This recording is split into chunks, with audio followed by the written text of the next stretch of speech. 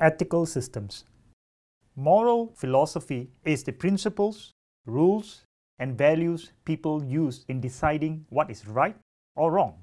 More concretely, individuals rely on ethical systems to help prioritize values and guide choices. Ethical systems are specific ways of considering ethical dilemmas. They provide criteria for helping decision makers consider the appropriate dimensions of an ethical decision. They provide criteria for helping decision makers consider the appropriate dimensions of an ethical decision, such as utilitarianism, relativism, virtue ethics, universalism, and egoism. Let us look at each one of these in some detail. Utilitarianism is a commonly cited ethical system in business that holds the greatest good for the most amount of people as the gold standard of behavior. For example, in World War II, the dropping of atomic bombs on Nagasaki and Hiroshima ended the Pacific War. Although thousands of Japanese were killed, many more Allied troops were saved from the ravages of war had the war persisted. This includes greater downstream effects to those not directly affected by the decision. This is the central concern of most decision makers, particularly in business. Egoism is more limited in that it is an ethical system that maximizes reward and benefit for the decision maker while minimizing consequences and punishments. This is an ethical system that many individuals fall back on in times of crisis. The film Margin Call depicts such a scenario in the early days of the financial crisis of 2008. Another example, for many years, Bernard Madoff, an investor trader, benefited himself by embezzling millions of dollars from unsuspecting investors. The money was meant to be invested and offered a good rate of returns. Instead, Madoff took the money from new investors and paid handsome dividends to earlier investors, that is, Ponzi scheme, so as to conceal his crime.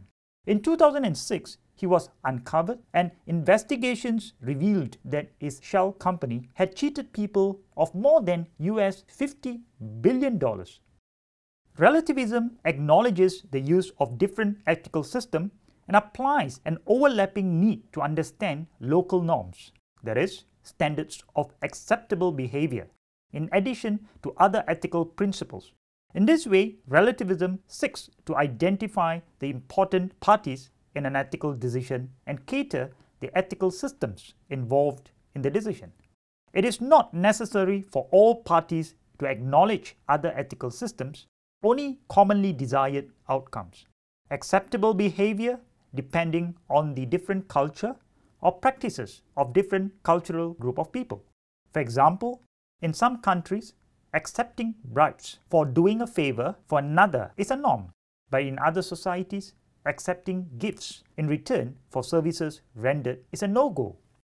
Virtue ethics are a system that espouses a moral right comes from a person of good moral character, which transcends established rules and societal norms by applying personal virtues from faith, honor, and integrity. Individuals differ in this regard.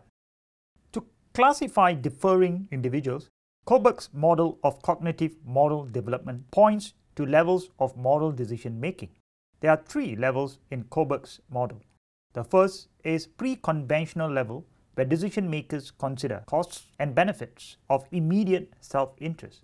Secondly, conventional level, where decision makers consider the norms and rules of the relevant social groups to which they belong.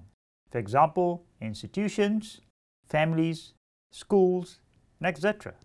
Those in the principled stage see morality as something beyond the authority and stemming from an individual's own ethical principles, such as the inherent rights of humankind or racial and ethnic equality. Coming to the final one, universalism. A rule so fundamental that people generally accept it as the way to behave. For example, rules against murder and theft. The theory states that all people should uphold a value for society to function. This can be referred to as a categorical imperative. International business leaders formed the cause roundtable to promote principles for universally ethical practices. The cause principles espouse QCI and human dignity as fundamental universal ethics. QCI promotes living and working together for common good of all in an environment of cooperation and mutual prosperity while coexisting within healthy and fair competition. Human dignity refers to the value of each person not as a product of another individual's goals, but in each and every person's own right. Each person is an end, not a means to fulfillment of another individual's purpose.